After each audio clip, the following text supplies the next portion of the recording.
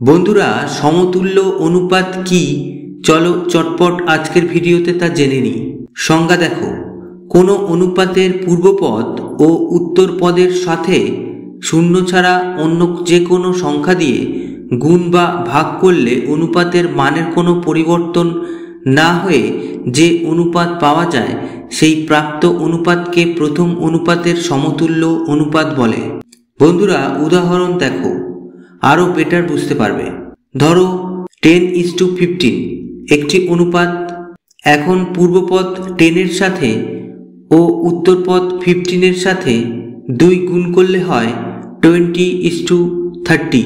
আবার পূর্বপদ 10-কে ও উত্তরপদ 15-কে 5 দিয়ে ভাগ করলে অনুপাত হয় 2:3।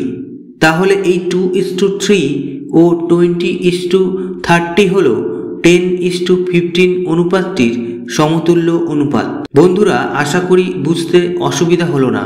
তাহলে চটপট লাইক করো আর চ্যানেলটাকে সাবস্ক্রাইব করে বেল আইকন প্রেস করে রাখো। পরের ভিডিও নিয়ে ফিরে আসছি।